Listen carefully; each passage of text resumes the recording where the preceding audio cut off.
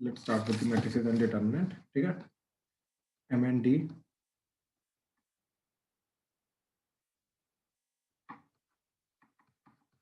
इसके अंदर सबसे पहले मैट्रिसेस देखेंगे। डिलीटेड पोर्शन जो है वो प्रॉपर्टीज ऑफ डिटरमिनेंट है।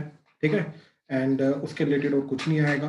ठीक है, प्रॉपर्टीज ऑफ डिटरमिनेंट एक ऐसा पार्ट है जिसके थ्रू हम डिटरमिनेंट को इवेल्युएट करते थे, थोड़ा सिंप्लीफाई करते थे, लेकिन वो प्रॉपर्टीज जो है वो सारी की सारी एलिमिनेटेड है। उसके रिलेटेड सिंप्लीफिकेशन का जो क्वेश्चन आता था वो नहीं आएगा। ठीक है, तो ये पहले कंप्लीट चैप्टर देखेंगे, फिर इसका देखेंगे क्या सिंपल पेपर ने इसके बारे में कहा है। ठीक है, फिर इसका सर कंप्लीटली देखेंगे। हाँ जी, सर मैट्रिक्स में एलिमेंट्री ऑपरेशन भी डिलीट हो गया ना? रो एलिमेंट्री ऑपरेशन बिल्कुल मैट्रिसेस में वो भी रिलेटेड है। रो एलिमेंट्री ऑपरेशन जिसके थ्रू इनवर्स निकालते थे हम। ठीक है, यस एक अब स्टैंडर्ड मेथड है डिटरमिनेंट के थ्रू इनवर्स निकालने का, वो देखेंगे। ठीक है, चलो तो पहले मैट्रिसेस। तो क्या बात है matrices? Matrices nothing but arrangement of elements. ठीक है, arrangement of elements in rows and columns. ठीक है, तो अगर मेरे पास लेट से ऐसे मैंने एलिमेंट्स को अरेंज कर दिया ABCDEF। ठीक है, तो इसके अंदर जो हॉरिजॉन्टल चीज है इसको रो बोलते हैं, एंड जो वर्टिकल चीज है इसको कॉलम बोलते हैं। ठीक है, तो इसके अंदर रोज कितनी है? रो 1, रो 2, कॉलम 1, कॉलम 2, कॉलम 3। तो दो रोज हैं, तीन कॉलम है। ठीक है, अगर मेरे को बोलना है कि ये वाला एलिमेंट क्या है, ये है 1,1 पोजीशन का, मतलब पहले रो मेंशन की जाएगी फिर कॉलम मेंशन किया जाएगा। ऐसे ये 1,2 एलिमेंट हो जाएगा, ये 1,3 एलिमेंट हो जाएगा। ठीक है, ऐसे ही ये एलिमेंट जाएगा 2,1, ये जाएगा 2,2 एंड ये जाएगा एलिमेंट 2,3। तो अगर मान लो मैं AIJ से एलिमेंट्स ऑफ मैट्रिक्स, इसका नाम लेट से मैंने दे दिया A मैट्रिक्स। ठीक है, तो मैं एलिमेंट AIJ से element of this particular matrix को रिप्रेजेंट कर रहा हूं अगर। ठीक है, तो एलिमेंट्स ऑफ ए मैट्रिक्स को रिप्रेजेंट कर रहा हूं। ठीक है, तो इस तरीके से मैं ये बोल सकता हूं A11 पे A है, A12 पे B है, A13 पे C है, A21 पे D है। ठीक है, एंड A132122 A22 पे E है, एंड A23 पे F है। तो इस तरीके से ये मैं एलिमेंट्स को इस तरीके से पोजीशन के अकॉर्डिंगली, राइट, उनकी वैल्यू डिफाइन कर सकते हैं, राइट, उनको रिप्रेजेंट कर सकते हैं। ठीक है, तो then is order of the matrix. Order of matrix is nothing but number of rows cross number of columns. ठीक है, क्रॉस है, ये मल्टीप्लाई नहीं है, ये सिर्फ क्रॉस है। यानी कि number of rows and number of columns as it is लिखेंगे, उनको मल्टीप्लाई करके नहीं लिखना। जैसे ऊपर इस वाले के अंदर जो ऑर्डर आ रहा है वो क्या आ रहा है? 2 × 3, राइट। लेकिन अगर हमें नंबर ऑफ एलिमेंट्स चाहिए, फिर इन दोनों को मल्टीप्लाई कर दो। तो number of rose multiply by number of columns. ठीक है, number of rose multiply by number of columns, so that is nothing but number of elements. ठीक है, तो जैसे इसके अंदर नंबर ऑफ एलिमेंट्स कितने हैं? 2 × 3 दैट इज 6, तो 6 टोटल एलिमेंट्स है, दैट्स इट। ठीक है, अब जैसे देखो, मान लो उन्होंने बोला कि if matrix has number of elements let's say 12, what are the orders possible. ठीक है, तो क्या क्या ऑर्डर पॉसिबल है? तो हम 12 का फैक्टराइजेशन करेंगे, तो 1 × 12, 2 × 6, 3 × 4, 4 × 3, 6 × 2, या फिर 12 × 1। So these are the different orders possible. So there are 6 matrices, different matrices of different matrix, different order की जो matrices हैं वो possible हैं, जिनका number of elements जो है वो है 12। ठीक है, इसके अंदर ये बन जाएगा number of rows 1, number of columns 12, number of rows 2, number of columns 6। इस तरीके से सारा का सारा बन जाएगा। तो there are 6 different matrices which are possible। ठीक है, देन आता है हमारा टाइप्स। ठीक है, टाइप्स के अंदर सबसे पहले आ गया रो मैट्रिक्स। ठीक है, रो मैट्रिक्स क्या होता है हमारा? जिसके अंदर सिर्फ सिंगल रो होती है, 1 रो। ठीक है, तो A1, A2, A3, A4 ऐसे। ठीक है, तो ये 1 क्रॉस, एंड जैसे ये वाली तो 1 × 4 की जा रही है, राइट। तो इसका नंबर ऑफ रोज जो है ये हमेशा 1 रहेंगे, तो ये 1 क्रॉस समथिंग की मैट्रिक्स रहेगी। सेकंड आ रहा कॉलम मैट्रिक्स। तो कॉलम मैट्रिक्स के अंदर क्या है, 1 कॉलम, ठीक, जैसे A1 A2 A3 A4 A5 इस तरीके से। तो इसके अंदर 5 क्रॉस 1, तो यानी कि नंबर ऑफ कॉलम जो है ये 1 रहेगा, तो ये समथिंग n क्रॉस 1 की मैट्रिक्स रहेगी, ठीक है। देन थर्ड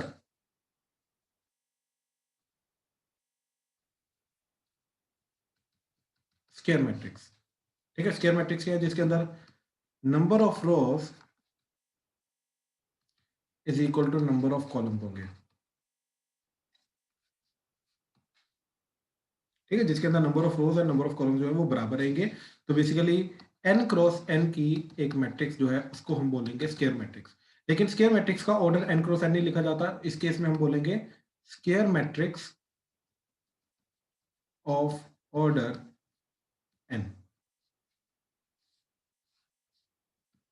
ठीक है। उसको बोलेंगे हम square matrix of order n, ठीक है। Then is fourth diagonal matrix, ठीक है। डायगोनल मैट्रिक्स, अब डायगोनल मैट्रिक्स क्या होती है बेसिकली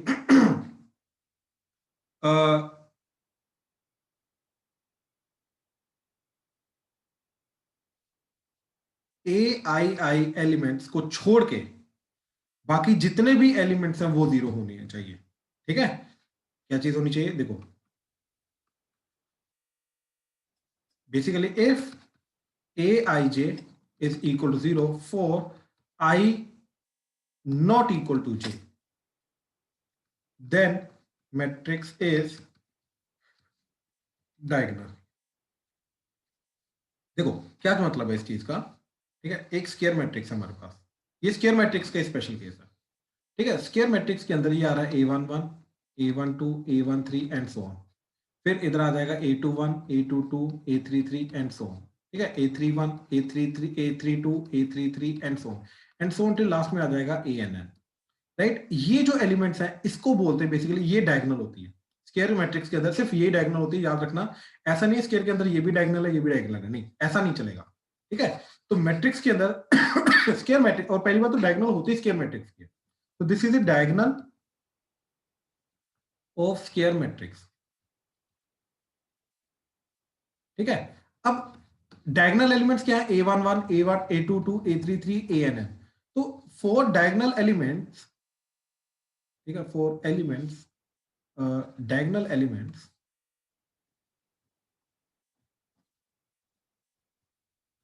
ठीक है। आई ए आई जे के लिए i must be equal to j, तभी जाके वो डायगोनल एलिमेंट बनेगा।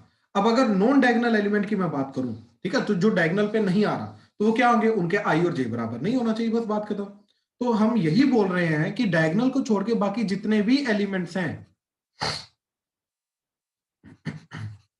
ठीक, ये जितने भी एलिमेंट्स हैं डायगोनल को छोड़ के, ये बाकी जितने भी एलिमेंट्स हैं ये तुम्हारे क्या होने चाहिए, 0 होने चाहिए। तो इन दैट केस उस चीज को हम क्या बोलते हैं, डायगोनल मैट्रिक्स। जैसे एग्जांपल 2 0 0 0 1 0 0 0 -1, तो इन दिस केस इस डायगोनल को छोड़ के बाकी सारे के सारे 0 हैं, तो yes it's a diagonal matrix, ठीक है, इट्स अ डायगोनल मैट्रिक्स। अच्छा एक और एग्जांपल देखो जरा 2 0 1 0 0 0 0 0 0, तो देखो डायगोनल के अंदर भी कोई ना कोई एलिमेंट 0 आ सकता है लेकिन डायगोनल को छोड़ के बाकी सारे के सारे 0 होने चाहिए। उसने क्या बोला है कि डायगोनल के एलिमेंट्स को छोड़ के बाकी सारे के सारे 0 होने चाहिए, राइट। लेकिन डायगोनल 0 हो भी सकता है नहीं भी हो सकता, उससे कोई फर्क नहीं पड़ता, ठीक है। तो इस चीज को हम बोलते हैं डायगोनल मैट्रिक्स। तो याद रखना स्क्वायर मैट्रिक्स का एक स्पेशल केस होता है डायगोनल मैट्रिक्स, ठीक है। स्क्वायर मैट्रिक्स का एक स्पेशल केस होता है डायगोनल मैट्रिक्स, ठीक है। तो सिर्फ डायगोनल एलिमेंट्स को छोड़ के बाकी सारे के सारे जो है वो 0 होने चाहिए, इस चीज को हम बोलते हैं डायगोनल मैट्रिक्स, ठीक है। अब आता है इसका स्पेशल केस स्क्वायर मैट्रिक्स, ठीक है। तो स्क्वायर मैट्रिक्स क्या चीज है, ठीक है, कि सॉरी स्क्वायर नहीं स्केलर, ठीक है। ये स्क्वायर तो हमारा हो चुका है, इट्स अ स्केलर मैट्रिक्स, ठीक है। हाँ जी रुद्राक्ष बोलो ना। सर अगर किसी में मतलब डायगोनल हो ही ना, फिर डायगोनल हो ही ना मतलब जैसे सिर्फ एक वो मैट्रिक्स है उसमें 0 एलिमेंट है। एग्जांपल दे, मैं समझा नहीं बात। तो जैसे एक ये सारे के सारे, मैट्रिक्स जैसे हमने क्रिएट की 1x1 की, अच्छा सिर्फ ये है। सिर्फ 0। हाँ जी। हाँ तो कोई दिक्कत नहीं, ये स्क्वायर मैट्रिक्स है पहली बात, क्योंकि ये 1x1 है। डायगोनल भी होगी है हाँ बिल्कुल डायगोनल भी होगी ये। सर, लेकिन ठीक है इसमें तो प्रेजेंट है ही नहीं डायगोनल। तो कोई बात नहीं, कोई फर्क नहीं पड़ता उससे। बेसिकली नॉन डायगोनल एलिमेंट हो हैं तो जीरो होने चाहिए, बस बात खत्म। इसमें तो है ही ओके नहीं। सर, ठीक ओके है। सर। सर हाँ, एंड अगर सारे के सारे एलिमेंट जीरो हैं then also yes it's a diagonal matrix, क्योंकि देखो इसको छोड़ के बाकी सारे तो जीरो है ना, तो yes it's a diagonal matrix. ठीक है। हाँ जी बोलो रोमांशु। सर अगर सारी मैट्रिक्स ही 0 होगी तो वो तो नल तो मैट्रिक्स नहीं हो जाएगी। हाँ नल भी होगी, लेकिन उसको डायगोनल भी बोल सकते हैं ना हम, एक से ज्यादा भी तो हो सकता है। जैसे नंबर 2 है वो इवन नंबर भी होता है, प्राइम नंबर भी होता है, नेचुरल नंबर भी है, पॉजिटिव नंबर भी है। तो एक से यस ज्यादा प्रॉपर्टीज हो सकती है ना एक मैट्रिक्स की। यस सर, बात खत्म। थैंक ठीक यू है, सर। वेलकम। अब स्केलर मैट्रिक्स क्या होती है? स्केलर मैट्रिक्स डायगोनल मैट्रिक्स होती है basically if all the elements of a diagonal are equal then that scalar matrix is sorry then that diagonal matrix is scalar matrix, then that diagonal matrix is scalar matrix। ठीक है, जैसे 2 2 2 इस तरीके से। ठीक है, बाकी सारे 0 0 0 0 0 0 इस तरीके से अगर हो जाए तो इस चीज को हम स्केलर मैट्रिक्स बोलते हैं। ठीक है, सारे के सारे इक्वल होने चाहिए बस। अब नेक्स्ट है इसका आइडेंटिटी, इसी का आगे स्पेशल टाइप है। ठीक है, स्पेशल केस है आइडेंटिटी, आइडेंटिटी मैट्रिक्स। अब आइडेंटिटी मैट्रिक्स क्या है? वो स्केलर मैट्रिक्स जिसके अंदर सारे के सारे एलिमेंट्स जो है डायगोनल के वो इक्वल तो हैं लेकिन साथ में 1 भी है। तो जैसे 1 0 0 1। ठीक है, तो ये ऑर्डर 2 की आइडेंटिटी मैट्रिक्स आ गई, इसको I2 बोलेंगे। ठीक है, 1 0 0 0 1 0 0 0 1, इसको I3 बोलेंगे। ठीक है, ऐसे ही सिर्फ अगर 1 हो तो इसको I1 बोलेंगे, ऑर्डर 1 की आइडेंटिटी मैट्रिक्स। ठीक है ना, तो yes it's a scalar matrix. ठीक है, and yes it's a diagonal matrix, and yes it's a scalar matrix, and yes it's an identity matrix. तो ये जो चीज है, देखो ये आइडेंटिटी मैट्रिक्स है, तो अगर ये आइडेंटिटी है तो ये स्केलर भी होगी, स्केलर है तो डायगोनल भी होगी, डायगोनल है तो स्केलर भी होगी। बात खत्म। ठीक है ना, इस तरीके से सारा का सारा जाएगा। ठीक, देन आता है हमारा नल मैट्रिक्स। ठीक है, नल मैट्रिक्स क्या होता है? नल मैट्रिक्स होता है जिसके अंदर ऑल एलिमेंट्स आर जीरो। अब जरूरी नहीं है स्क्वायर मैट्रिक्स हो, कुछ भी हो सकता है। ठीक है, जैसे ए मैट्रिक्स ली हमने 0 0 0 0 0 0 0 0, तो इट्स अ 2x4 ऑर्डर की नल मैट्रिक्स। तो नल मैट्रिक्स किसी भी ऑर्डर की हो सकती है, कोई फर्क नहीं पड़ता। ठीक है, अच्छा, देन इज इक्वालिटी। हाँ जी रुद्राक्ष। सर ऐसा नहीं होता है जैसे मतलब कि जो नल मैट्रिक्स होती है, हाँ जो जी, भी ऑर्डर की होती है, हम उसको 1x1 सिर्फ 0 ही वो करते हैं। नहीं नहीं नहीं नहीं नहीं नहीं, इसको नाम जनरली जो होता है वो जीरो नहीं होता भाई, नाम ओ से रिप्रेजेंट करते हैं इसका। ओके नाम सर, ओ ठीक होता है। है, लेकिन हर एक एलिमेंट का वो उसका ऑर्डर तो लिखेंगे लिखेंगे, और उसके ऑर्डर के अकॉर्डिंगली जितनी भी पोजीशंस बनती है उसके अंदर हम उनकी वैल्यू 0 0 0 तो लिखेंगे लिखेंगे। ऐसा नहीं सिर्फ एक जीरो से रिप्रेजेंट करते हैं, नहीं, ओ से रिप्रेजेंट करते हैं इसको। ठीक है, ओके सर, ठीक है। हाँ जी। इक्वालिटी ऑफ मैट्रिक्स, तो दो मैट्रिक्स को इक्वल करना, a equal to excuse b. Me sir. हाँ जी, सर जो ये ऊपर 2x4 की नल मैट्रिक्स है, ये हाँ जी, स्केलर मैट्रिक्स होगी? ये स्केलर नहीं हो सकती। क्यों? क्योंकि स्केलर होने के लिए डायगोनल होना जरूरी है, डायगोनल के लिए स्केयर होना जरूरी है, और स्केयर होता है जिसका रोज एंड कॉलम बराबर हो। तो ये स्केयर है ही नहीं, तो अगर स्केयर नहीं है तो ये हमारी स्केलर नहीं हो, डायगोनल नहीं हो सकती, डायगोनल नहीं है तो स्केलर नहीं हो सकती। बेसिकली ये जो नॉन स्केयर मैट्रिसेस है ना, इसका डायगोनल एग्जिस्ट ही नहीं करती। अब मैं ये नहीं बोलूंगा कि ये डायगोनल है ना, डायगोनल सिर्फ और सिर्फ स्केयर मैट्रिक्स में ही एग्जिस्ट करती है। बात समझे? हाँ जी सर। हाँ, ये चीज है, डायगोनल सिर्फ और सिर्फ स्केयर में ही एग्जिस्ट करती है, इसके अलावा और कहीं नहीं एग्जिस्ट करती। हाँ जी, कोई और डाउट है तो बोलो।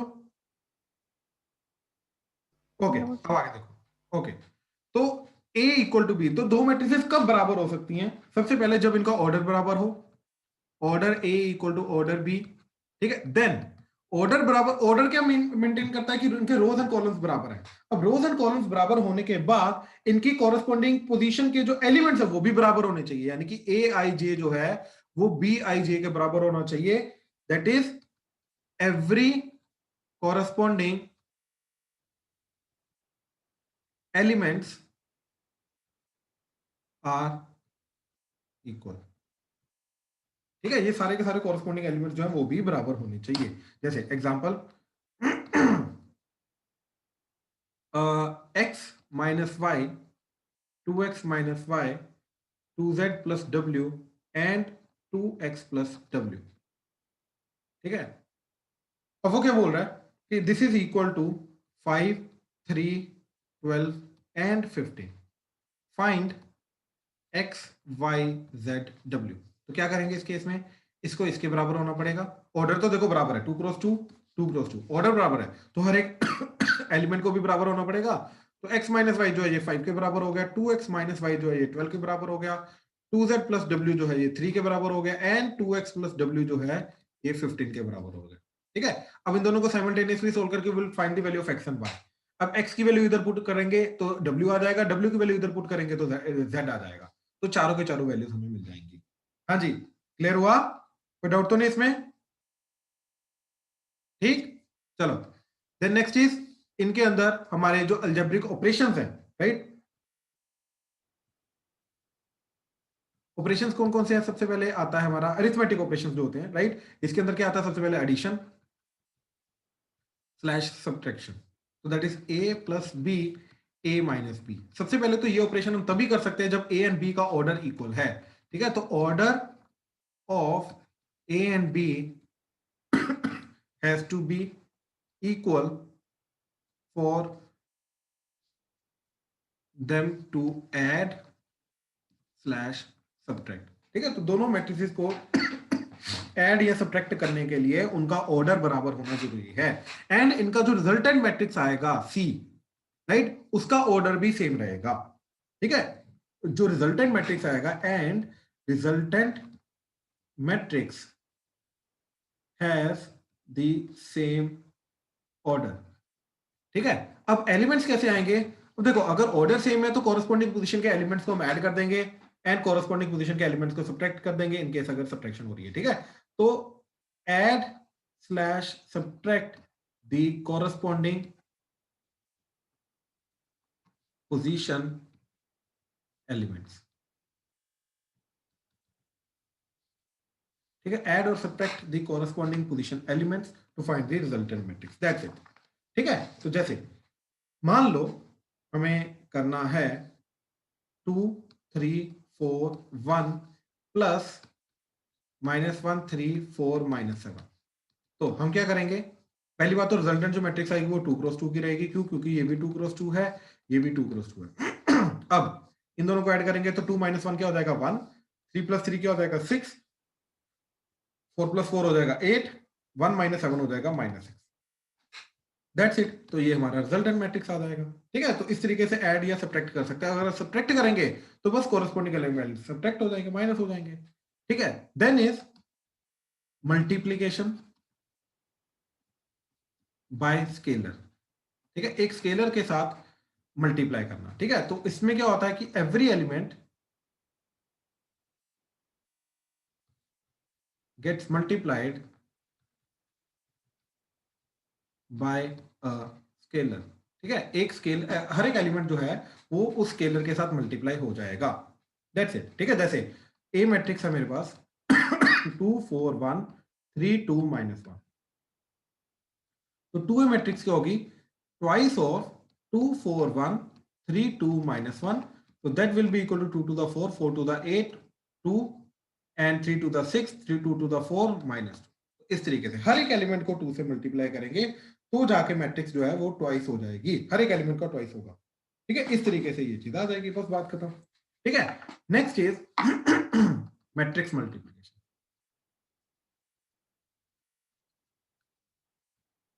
यानी कि अब एक मैट्रिक्स को दूसरी मैट्रिक्स के साथ मल्टीप्लाई करना, अब इसका रूल रहता है। ऐसे नहीं हम किसी भी रैंडम एक मैट्रिक्स को दूसरी मैट्रिक्स के साथ मल्टीप्लाई करें, नहीं, रैंडमली हम ऐसा नहीं कर सकते, ठीक है।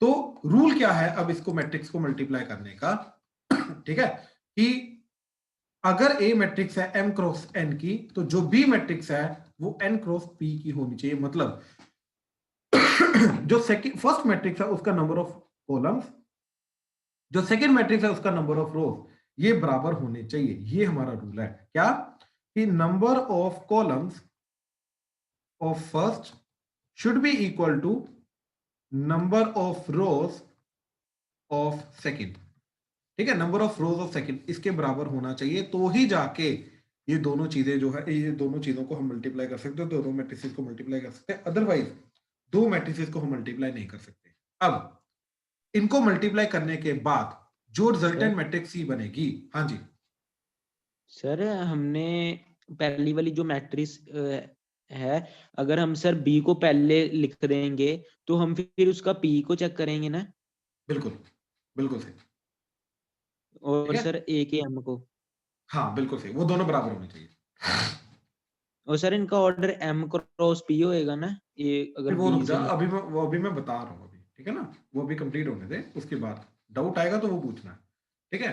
तो इनका जो रिजल्टेंट मैट्रिक्स आएगा सी, उसका ऑर्डर क्या होगा, ये जो बचा m और ये बचा p, तो m क्रॉस p ऑर्डर होगा, ठीक है। तो इस तरीके से जाएगा, इसके नंबर ऑफ रोज जो है वो m हो जाएंगे, नंबर ऑफ कॉलम्स p हो जाएंगे। अब हर एक एलिमेंट कैसे निकालेंगे इसका मैं एग्जांपल से बताता हूं।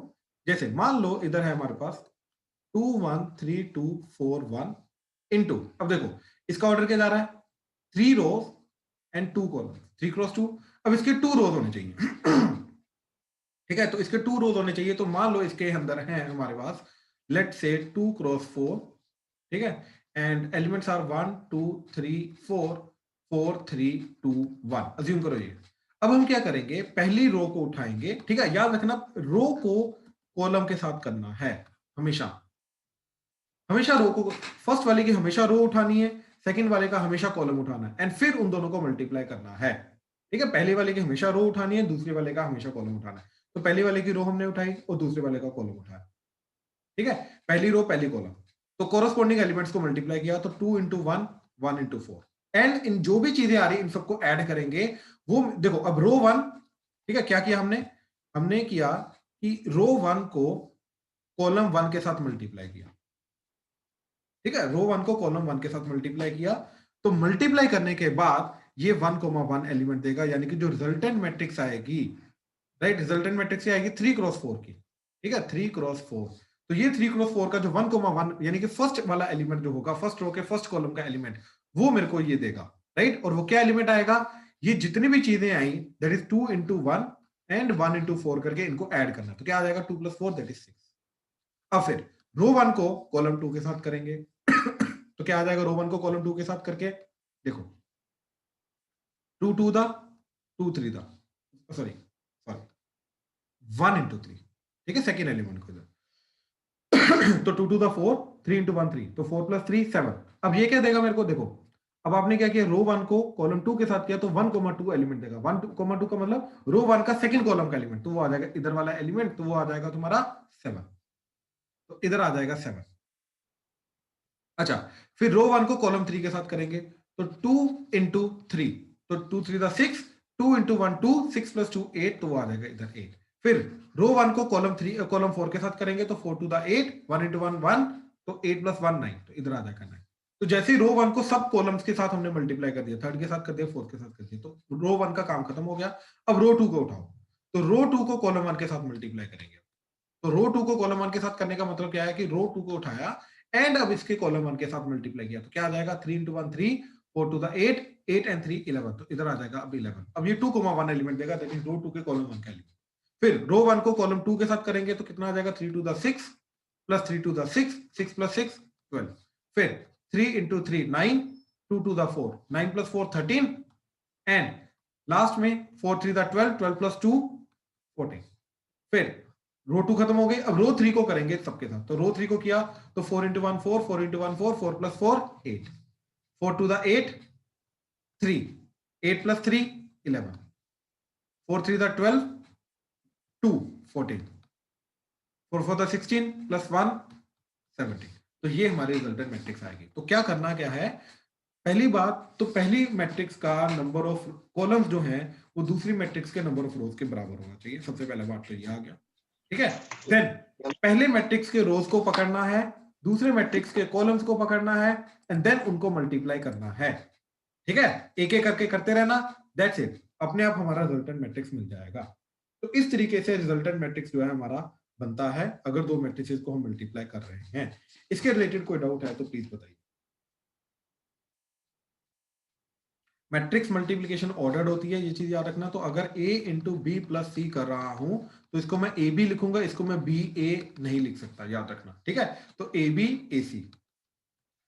अच्छा, अब अगर मेरे पास ए बी प्लस लेट से मेरे पास है लेट से सी ए, तो अब इन दोनों के अंदर से मैं ए को कॉमन नहीं ले सकता। एक्चुअली में ए को कॉमन तभी लिया जा सकता है अगर वो सेम पोजीशन में प्रेजेंट है, या तो पहले या तो बाद में। यहाँ पे वो पहले प्रेजेंट है, यहाँ पे बाद में, तो नहीं किया जा सकता। अगर ए बी प्लस ए सी होता तब मैं ए को लेफ्ट हैंड साइड कॉमन ले लेता तो बचता बी प्लस सी। अब ये चीज बिल्कुल वैलिड थी, लेकिन इसके अंदर मैं ए को कॉमन नहीं ले सकता, इसको एज इट इज ही लिखना पड़ेगा। क्यों? क्योंकि a b is not equal to b a. ये चीज नहीं होती है इन जनरल मैट्रिक्स के अंदर, ठीक है, इस तरीके से। हाँ जी, क्लियर है ये चीज? इसमें कोई डाउट है तो बताओ प्लीज। ओके ओके, ठीक है। तो एक तो ये चीज थी। इसके बाद आता है हमारा मैट्रिक्स मल्टीप्लिकेशन के बाद transpose, transpose of A matrix, ठीक है। ट्रांसपोज ऑफ ए मैट्रिक्स का मतलब पता क्या होता है? बेसिकली अगर हमारे पास एक मैट्रिक्स ए है जिसके एलिमेंट्स जो हैं वो ए आई जे हैं, तो ए ट्रांसपोज जो होगा उसके एलिमेंट्स ए जे आई बन जाएंगे, दैट्स इट। मतलब जो एलिमेंट पहले 1,2 पे पोजीशन पे प्रेजेंट है वो ट्रांसपोज करने के बाद वही वाला एलिमेंट ए टू 1 पे आ जाएगा, यानी कि रो पोजीशन एंड कॉलम पोजीशन जो उसकी है वो इंटरचेंज हो जाएगी इस तरीके से। तो क्या करेंगे, देखो ध्यान से। अगर मैट्रिक्स ए मेरे पास है A B C D E F, ठीक है, ध्यान से देखना। तो ए का ट्रांसपोज करने के बाद वो क्या हो जाएगा, देखो ये है 1,1 पोजीशन, तो इसका उल्टा कर दो तो क्या बन जाएगा, वो भी 1,1, यानी कि ये ए स्टिल अपनी 1,1 पोजीशन पे ही रहेगा। अब ये है 1,2 पोजीशन, इसका ट्रांसपोज करोगे तो उल्टा कर दो तो ये बन जाएगा 2,1, यानी कि अब इसकी नई पोजीशन आ जाएगी 2,1, यानी कि सेकंड रो का फर्स्ट कॉलम का एलिमेंट बन जाएगा, वो आ जाएगा यहाँ पे, दैट इज बी। ऐसे ये 1,3 तो ये बन जाएगा 3,1, तो ये बन जाएगा सी इधर। ऐसे ये डी इधर आ जाएगा, ई इधर आ जाएगा, एफ इधर आ जाएगा। तो इस तरीके से याद रखो कि क्या होता है, आई एंड जे इंटरचेंज होता है। या फिर आप ऐसे भी देख सकते हो कि ये जो रो है, फर्स्ट रो जो है वो फर्स्ट कॉलम बन गया, सेकंड रो जो है ये सेकंड कॉलम बन गया, तो रो को कॉलम बना दिया। और मैं ये भी देख सकता हूं कि कॉलम को फर्स्ट कॉलम को फर्स्ट रो बना दिया, सेकंड कॉलम को सेकंड रो बना दिया, थर्ड कॉलम को थर्ड रो बना दिया। तो जैसा मर्जी आप समझ लो, जिस तरीके से आपको इजी लगता है उस तरीके से याद रखो, ठीक है। एंड अब अगर ए का ऑर्डर है m क्रॉस n, तो ए ट्रांसपोज का ऑर्डर जो होगा वो उल्टा हो जाएगा, वो n क्रॉस m हो जाएगा। क्यों? क्योंकि ट्रांसपोज करने के बाद जो रो पोजीशन एंड कॉलम पोजीशन हमारी इंटरचेंज हो जाती है, इसलिए ऑर्डर जो है वो भी उल्टा हो जाएगा, ठीक है। तो ये आता है हमारा ट्रांसपोज। अच्छा, देन इसी को यूज करके हमारा आता है symmetric and skew symmetric matrix. Now, what is symmetric and skew symmetric matrix? ठीक है, if A is any square matrix for which A का ट्रांसपोज करेंगे वापस A आ गया, then A is symmetric। तो A को हम बोलते हैं कि वो सिमेट्रिक मैट्रिक्स है, ठीक है। एंड इफ A का ट्रांसपोज करके माइनस A आ गया, then A is skew symmetric, ठीक है। देन इन दैट केस हम बोलते हैं कि जो A मैट्रिक्स है वो स्क्यू सिमेट्रिक मैट्रिक्स है, ठीक है। तो इस तरीके से दो डेफिनेशन आती हैं, ठीक है। जैसे एग्जांपल मान लो A है हमारे पास 1 2 4 2 3 7 4 7 5, ठीक है। मान लो ये मैट्रिक्स है। अब मैंने ए का ट्रांसपोज किया तो क्या किया, फर्स्ट रो को उठाया, इसको फर्स्ट कॉलम बना दिया 1 2 4, सेकेंड रो उठाया, इसको सेकेंड कॉलम बना दिया 2 3 7, थर्ड रो उठाया, इसको थर्ड कॉलम बना दिया 4 7 एंड 5, राइट। अब ध्यान से देखो, ये तो वापस सेम बन गया। देखो 1 4 1 2 4 1 2 4 2 3 7 2 3 7 4 7 5 4 7 5। तो यानी कि इस केस में क्या हो रहा है कि ए ट्रांसपोज ए के बराबर आ रहा है, हेंस ए जो है ये सिमेट्रिक मैट्रिक्स रहेगा।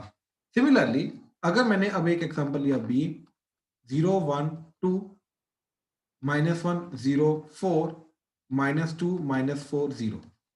अब देखो मैंने बी का ट्रांसपोज किया तो क्या आ गया, फर्स्ट रो पकड़ी, उसको कॉलम बना दिया तो 0 1 2, सेकेंड रो पकड़ी, इसको कॉलम बना दिया तो -1 0 4, थर्ड रो पकड़ी, इसको कॉलम बना दिया तो -2 -4 0, ठीक है। अच्छा अब ध्यान से देखो, यहां से मैंने सबसे -1 कॉमन लेके बाहर ले लिया तो क्या बन जाएगा, ये B transpose that is equal to minus common लेके बाहर 0 का 0 1 2 -1 0 4 -2 -4 0। देखो ये वाली चीज तो बी बन गई, तो यानी कि बी का ट्रांसपोज क्या आ गया, दैट इज -b। तो बी का ट्रांसपोज अगर मेरे पास -b आ गया तो then B is skew symmetric, ठीक है। अब इसका नाम सिमेट्रिक क्यों है, क्योंकि एक्चुअली में जो सिमेट्रिक मैट्रिक्स होती है इसके डायगोनल के अबाउट चेक करो, एलिमेंट्स जो होते हैं सिमेट्रिक होते हैं 2 2 4 4 7 7, ठीक है ना, इसलिए इसका नाम सिमेट्रिक है। एंड जो स्क्यू सिमेट्रिक होती है, पहली बात उसके हर एक डायगोनल एलिमेंट 0 होते हैं, प्लस जो स्क्यू सिमेट्रिक एलिमेंट्स के डायगोनल एलिमेंट्स के अबाउट जो एलिमेंट्स होते हैं वो एक दूसरे के नेगेटिव हो गए, -1 1 -2 2 -4 4। तो सिमेट्रिक मैट्रिक्स वो होती है जिसके डायगोनल एलिमेंट्स के डायगोनल एलिमेंट कुछ भी हो सकते हैं सिमेट्रिक में, ठीक है, लेकिन डायगोनल एलिमेंट्स के अबाउट जो बाकी एलिमेंट्स होते हैं वो सारे के सारे बराबर होते हैं, ऊपर नीचे ठीक कॉरस्पॉन्डिंग। लेकिन जो स्क्यू सिमेट्रिक मैट्रिक्स होते हैं, पहली बात उसके डायगोनल एलिमेंट सारे के सारे 0 होते हैं, प्लस डायगोनल एलिमेंट्स के अबाउट जो बाकी सारे के सारे एलिमेंट्स होते हैं वो एक दूसरे के नेगेटिव होते हैं, इसलिए उसको स्क्यू सिमेट्रिक बोला जाता है, ठीक है। तो क्या चीज आई, मेन चीज जो ऑब्जर्व करने वाली वो ये कि diagonal elements of a skew symmetric matrix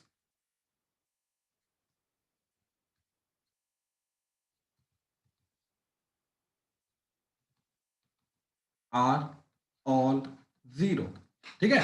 अब इस चीज को प्रूव भी किया जा सकता है, बहुत इजीली प्रूव किया जा सकता है। देखो basically let A is any skew symmetric matrix, ठीक है। जो ए है वो कोई भी स्क्यू सिमेट्रिक मैट्रिक्स है, ठीक है। तो इसका मतलब वो पहली बात तो स्क्वायर मैट्रिक्स होनी चाहिए, स्क्यू सिमेट्रिक मैट्रिक्स है। अब इसके जो डायगोनल एलिमेंट्स होंगे, ठीक है, वो क्या होंगे, ए आई आई, क्योंकि डायगोनल एलिमेंट्स क्या होते हैं 1 1 2 2 3 3, क्योंकि उसका रो पोजीशन एंड कॉलम पोजीशन क्या रहता है बराबर, तो डायगोनल एलिमेंट्स जो होगा ए आई आई, ठीक है। अब ध्यान से देखो, जब भी मैं ए आई आई का ट्रांसपोज करूंगा तो मेरे को मानना चाहिए -a आई आई, राइट।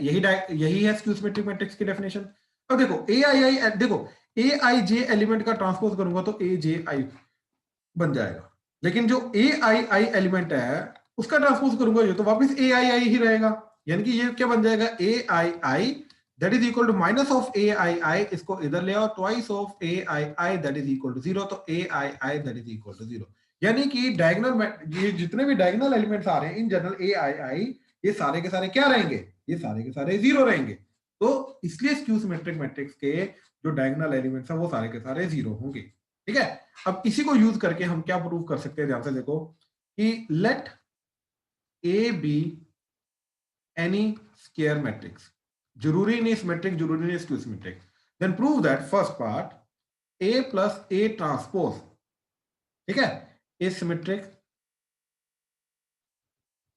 ठीक है। Then second A minus A transpose is skew symmetric, then third A into A transpose and A transpose into A are symmetric, ठीक है। अच्छा अब ध्यान से देखना जरा ये चीज क्या मतलब जा रहा है इसका, कि यहां से हमें ट्रांसपोज की प्रॉपर्टीज भी पता चलेंगी, क्या चीज कि A प्लस बी का जो ट्रांसपोज होता है ए प्लस बी का ट्रांसपोज, ये सिंपली क्या हो जाता है, A transpose plus B transpose, अलग अलग डिस्ट्रीब्यूट हो जाता है, ए माइनस बी का transpose that is equal to A transpose minus B transpose, लेकिन जो ए इंटू बी का ट्रांसपोज होता है वो होता है B transpose into A transpose, ये उल्टे ऑर्डर में आता है, ये चीज याद रखना, ठीक है। अच्छा, स्केलर का कोई फर्क नहीं पड़ता, अगर के ए का ट्रांसपोज हो रहा है, अगर के स्केलर तो के एज इट इज रहेगा, ए का ट्रांसपोज होकर बस बाहर खत्म हो जाएगी, ठीक है। अब ध्यान से देखो, इन्हीं प्रॉपर्टीज को यूज करके देखो, किसी भी मैट्रिक्स को अगर मेरे को सिमेट्रिक प्रूव करना है तो एक्चुअली में मेरे को ये प्रूव करना है कि उसका जो ट्रांसपोज है वापस वो वही आ जाएगा, ठीक है। यानी कि अगर मेरे को ये प्रूव करना है कि a plus A transpose is symmetric, ठीक है, अगर मेरे को ये चीज प्रूव करनी है कि a प्लस ए ट्रांसपोज जो है ये सिमेट्रिक है, तो एक्चुअली में मेरे को क्या प्रूव करना है कि इसका ट्रांसपोज जो है, इस पूरी चीज का ट्रांसपोज ये वापस में a प्लस ए ट्रांसपोज आ जाएगा। अगर ये प्रूव हो गया, ये स्टेटमेंट अगर प्रूव हो गई तो अपने आप ही a प्लस ए ट्रांसपोज जो है ये सिमेट्रिक बन जाएगा, ठीक है, अपने आप ही ये सिमेट्रिक बन जाएगा, ठीक है। अब देखो, मैंने इसका लेफ्ट हैंड साइड लिया तो a प्लस ए ट्रांसपोज का ट्रांसपोज किया तो क्या बन गया, a ट्रांसपोज पहले वाले का, दूसरा a ट्रांसपोज का ट्रांसपोज। अब a ट्रांसपोज का ट्रांसपोज एक्चुअली में वापस a होता है, राइट, तो ये आ जाएगा a ट्रांसपोज प्लस a। अब इसको उल्टा भी कर सकते हो, एडिशन सब्ट्रैक्शन में आगे पीछे कर सकते हो, तो ये बन जाएगा a प्लस ए ट्रांसपोज, तो वापस वही चीज बन गई, राइट। तो कहने का मतलब ये चीज है, yes it is a symmetric. But यहीं पे अगर मैं सेकंड वाली एग्जांपल, ये सेकंड केस जो बोला उसने, a माइनस ए ट्रांसपोज, अब इसको समझने की कोशिश करना कि a माइनस ए ट्रांसपोज के अंदर क्या चीज जाएगी, ठीक है। तो a माइनस ए ट्रांसपोज का मैंने किया ट्रांसपोज, तो क्या बन गया, पहले वाले का transpose minus as it is A transpose का ट्रांसपोज, तो ए ट्रांसपोज का ट्रांसपोज, तो ये बन गया मेरा ए ट्रांसपोज माइनस ए। अब मैंने -1 कॉमन लिया, ये बन गया ए माइनस ए ट्रांसपोज, तो क्या बना मेरा a माइनस ए ट्रांसपोज का transpose that is minus of a minus A transpose. तो एक मैट्रिक्स का मैं हाँ जी, एक मैट्रिक्स का मैंने ट्रांसपोज किया तो वापस उसका negative of that same matrix आ गई, तो hence a minus A transpose जो होगा ये क्या होगा, मेरा स्क्यू सिमेट्रिक, ठीक है। एंड सिमिलरली लास्ट वाला जो केस है, a into A transpose, a into A transpose and a transpose into a, इसका ट्रांसपोज किया तो क्या बन जाएगा, पहले इसका ट्रांसपोज आगे आएगा, a ट्रांसपोज का ट्रांसपोज इंटू फिर दूसरे वाले का ट्रांसपोज पीछे आएगा दैट इज a ट्रांसपोज, तो ये क्या बन जाएगा, a ट्रांसपोज का ट्रांसपोज a बन गया इंटू a ट्रांसपोज पीछे वाला एज इट इज आ गया। तो ये देखो क्या बना हमारा, दैट इज ओवरऑल अगर देखा जाए a इंटू ए ट्रांसपोज का transpose that is equal to a into A transpose, right. a into A transpose का टोटल का ट्रांसपोज जो रहा वो बना a इंटू ए ट्रांसपोज, तो ऑब्वियसली ये क्या होगा, फिर सिमेट्रिक होगा, ऑब्वियसली ये सिमेट्रिक होगा, बात खत्म, ठीक है। सिमिलरली हमारा क्या हो जाएगा, a ट्रांसपोज इंटू ए का ट्रांसपोज करेंगे तो पहले आएगा बाद वाले का, इसका ट्रांसपोज पहले आ जाएगा इंटू फिर पहले वाले का ट्रांसपोज बाद में आएगा, दैट इज ए ट्रांसपोज का ट्रांसपोज बाद में आएगा, that is A transpose into a आ जाएगा, तो वापस वही चीज मिल गई, तो हेंस इट इज सिमेट्रिक। अच्छा, अब हमें ये प्रूव करना है कि एनी मैट्रिक्स मतलब any square matrix, sorry, any square matrix can be written as the sum of symmetric and skew symmetric matrix, ठीक है। any square matrix can be written as the sum of symmetric and skew symmetric matrix, ऐसा लिखा जा सकता है। तो जैसे देखो, मैंने लिया a where a is any square matrix, अब मैंने इसको 2 से मल्टीप्लाई डिवाइड किया एंड मैंने 2a के अंदर प्लस a ट्रांसपोज किया माइनस a ट्रांसपोज किया डिवाइडेड बाय 2 कर दिया। अब a को लिखा a plus a transpose minus a transpose divided by 2। अब मैंने इन दोनों को पकड़ा एंड इन दोनों को पकड़ा, तो ये बन गया half of a plus a transpose plus half of a minus a transpose. अभी थोड़ी देर पहले हमने क्या प्रूव किया कि a प्लस a ट्रांसपोज जो है, राइट, ये क्या रहेगा, symmetric, and a minus a transpose क्या रहेगा, स्क्यू सिमेट्रिक। तो ऑब्वियसली ये क्या बना अब हमारा, देखो a क्या आ गया मेरा, half of a plus A transpose plus half of A minus A transpose. तो क्या चीज बन गई, this is symmetric and this is skew symmetric, बात खत्म। तो क्या बन गया, ए कैन बी, अब सिमेट्रिक और टू किसी स्केलर से मल्टीप्लाई करोगे तो तब भी वो सिमेट्रिक ही रहेगा, उससे वो चेंज नहीं होगा टू से मल्टीप्लाई करने पे। तो ये क्या बन गया, a is equal to symmetric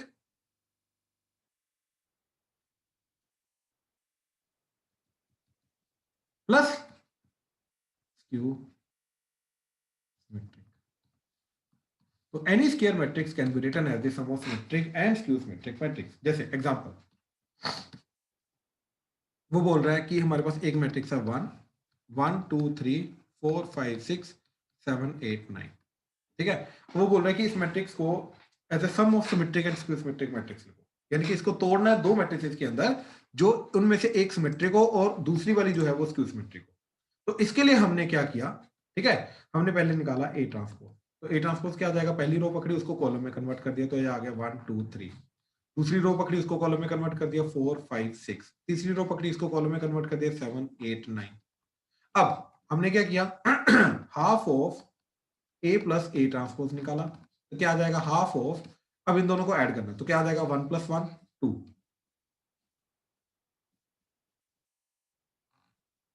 ठीक है। फिर 4 + 2 6, 7 + 3 10, 4 + 2 6, 5 + 5 10, 8 + 6 14, 3 + 7 10, 6 + 8 14 एंड 9 + 9 18। अब 2 से डिवाइड कर दिया तो क्या बन जाएगा 1 3 5 3 5 7 5 7 9।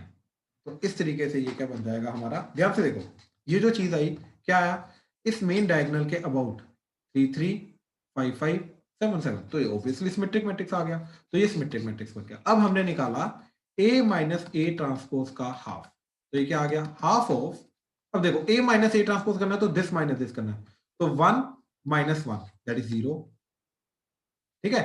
अब डायगोनल क्योंकि सेम है 5 5 0 9 9 0, तो ये सारे 0 बन गए।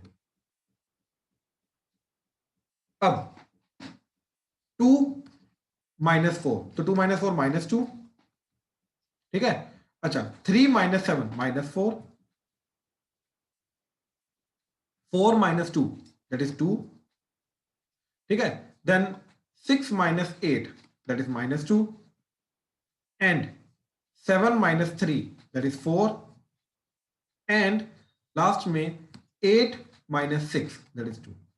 हाफ से डिवाइड कर दिया हर एक एलिमेंट को, तो दैट इज 0 - 1 -2 1 0 - 1 2 1 0। तो क्या बन गया जी, अब ध्यान से देखना ये चीज, सारे डायगोनल एलिमेंट 0 एंड एक दूसरे के नेगेटिव, तो ऑब्वियसली ये क्या बनेगा, ये बनेगा स्क्यू सिमेट्रिक मैट्रिक्स, ठीक है। तो A can be written as half of A plus A transpose plus half of A minus A transpose, तो क्या बन जाएगा हाफ ऑफ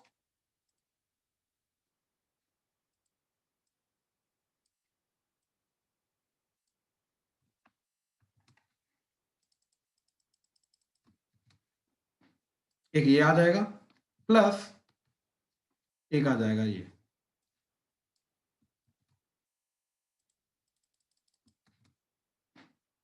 ठीक है। एंड ये जो है this is nothing but A matrix, और ए मैट्रिक्स क्या जा रही है, ए मैट्रिक्स 1 2 3, हाँ ये तो स्टैंडर्ड ही ली थी हमने, तो 1 2 3 4 5 6 7 8 9। तो this can be written as these two sum, ध्यान से देखो इन दोनों का सम करके देखो, ये आ रहा है 1 + 0 1 बिल्कुल आ रहा है भाई, ठीक है। अच्छा 3 + -1 2 बिल्कुल आ रहा है, 5 - 2 3 3 + 1 4 5 + 0 5 7 - 1 6 5 + 2 7 7 + 1 8 9 + 0 9। तो बिल्कुल सब कुछ सेम आ रहा है, राइट, ऐड करके बिल्कुल वापस वही बन रही है, प्लस ऊपर से ये सिमेट्रिक है एंड ये स्क्यू सिमेट्रिक है, तो yes this matrix can be written as the sum of symmetric and skew symmetric. हाँ जी, अभी तक अगर किसी में कोई डाउट है तो प्लीज बताओ, ध्यान से देखो, किसी भी पार्ट में अभी तक डाउट है तो प्लीज बताओ, राइट। चलो अब आगे देखो जरा, देन नेक्स्ट इज, ठीक है, आगे जाने से पहले, ठीक है, अब हम क्या करते हैं, कुछ पर्टिकुलर चीजें हैं जो हम डिफाइन करते हैं, ठीक है। सबसे पहले तो डिटर्मिनेंट, ठीक है, डिटर्मिनेंट डिफाइन करते हैं। ये टॉपिक थोड़ा बड़ा है, मैट्रिसेस एंड डिटर्मिनेंट दोनों को मिला के हमारा कल खत्म होगा, कल थ्योरी हम इसकी खत्म करेंगे। ठीक है, अच्छा तो डिटर्मिनेंट अब क्या चीज आ रही है, ठीक है। डिटर्मिनेंट के अंदर हमारा क्या होता है, सबसे पहले तो एक स्क्वायर मैट्रिक्स का डिटर्मिनेंट निकाला जाता है। ठीक है, डिटर्मिनेंट जो होता है वो एक स्क्वायर मैट्रिक्स का निकाला जाता है, नॉन स्क्वायर मैट्रिक्स का डिटर्मिनेंट डिफाइंड ही नहीं है, इसकी डेफिनेशन में नहीं है। अब अगर एक मैट्रिक्स 1 क्रॉस 1 की है तो उसका ये ए मैट्रिक्स है, तो ए मैट्रिक्स का डिटरमिनेंट क्या आएगा, सिंपल दैट एलिमेंट इटसेल्फ, चाहे वो नेगेटिव है, चाहे वो पॉजिटिव है, चाहे वो जीरो है, डज नॉट मैटर, जो एलिमेंट है वो एज इट इज आ जाएगा। जैसे एग्जांपल, मेरे पास 1 क्रॉस 1 की मैट्रिक्स है दैट इज -1, तो ए का जो डिटरमिनेंट होगा वो आ जाएगा -1। यहाँ पे ये मॉड नहीं है, ये डिटरमिनेंट है, याद रखना। ठीक है, ये मैट्रिक्स है, ये मॉड नहीं है, मैट्रिक्स है, तो इसलिए ए डिटरमिनेंट जो है वो -1 आ जाएगा। अब ऐसे ही ए अगर 2 क्रॉस 2 है, ए बी सी डी, तो ए का जो डिटरमिनेंट है वो क्या आ जाएगा, A D minus B C, इस तरीके से डिटरमिनेंट आ जाएगा। ठीक है, ऐसे ही अगर ए मैट्रिक्स है हमारी A B C D E F G H I, ठीक है, तो इसका जो डिटरमिनेंट है ए डिटरमिनेंट वो क्या आ जाएगा, a into this minus this into this, e i minus h f, फिर माइनस बी इंटू इसका रो एंड कॉलम छोड़ा, d i minus g f, then c into इसका row and column plus c into इसका row and column छोड़ा, तो H D minus GE. तो ये इस तरीके से इस 3 क्रॉस 3 का डिटरमिनेंट कैलकुलेट किया जाता है। अब यही चीज कहां से आई, राइट, इसका डिटेल में देखने के लिए हम इसके अंदर कुछ इसकी चीजों को डिफाइन करते हैं। ठीक है, जैसे सबसे पहले चीज हमने डिफाइन की माइनर ऑफ एन एलिमेंट। ठीक है, माइनर ऑफ एन एलिमेंट, तो एक एलिमेंट का माइनर किस तरीके से डिफाइन किया जाता है, बड़ा सिंपल सा चीज है। ठीक है, कि minor of an element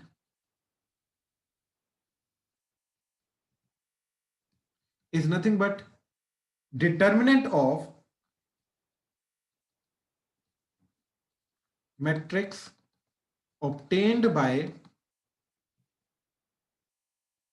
removing row and column of that element। ठीक है, अब जैसे मान लो मेरे पास एक मैट्रिक्स है A B C D E F G H I, right. अब मेरे को इस पर्टिकुलर एलिमेंट का माइनर निकालना है, तो इस पर्टिकुलर एलिमेंट का माइनर निकालने के लिए मैं क्या करूंगा, इसका रो एंड कॉलम हटा दूंगा। ठीक है, इसका रो एंड कॉलम हटाने के बाद, ठीक है, इसका रो एंड कॉलम हटाने के बाद हम क्या करेंगे, जो बाकी 4 एलिमेंट्स बचे उसका डिटरमिनेंट निकालेंगे, वो आ जाएगा ए सी जी आई। तो ये जो 4 एलिमेंट्स आए, ये जो होगा ये इस पर्टिकुलर एलिमेंट का कौन सा एलिमेंट है, सेकंड, तो ये माइनर 2,2 का माइनर आ जाएगा, minor of this particular element. हाँ जी, क्लियर हुआ, कोई डाउट है तो बोलो। सर 1 मिनट ऊपर फोकस करना है सर, यही रेड लाइन पे ये जो लिखा था माइनर ऑफ द एलिमेंट। हाँ जी, minor of an element, determinant of matrix obtained by removing, एक पर्टिकुलर जिस भी बाई पर्टिकुलर एलिमेंट का माइनर निकालना है उसका रो एंड कॉलम हटा दो, उसको छोड़ के बाकी जो चीजें बचती हैं उसका जो डिटरमिनेंट होगा वो उस पर्टिकुलर एलिमेंट का माइनर बन जाएगा। बात समझा? Yes sir. Right right right, ठीक है। अच्छा, अब एक काम करते हैं, ठीक है, क्योंकि आगे सारा इंटरलिंक्ड है, ठीक है, तो यहीं से कल कंटिन्यू करते हैं। ठीक है, चलो, थैंक यू, डन।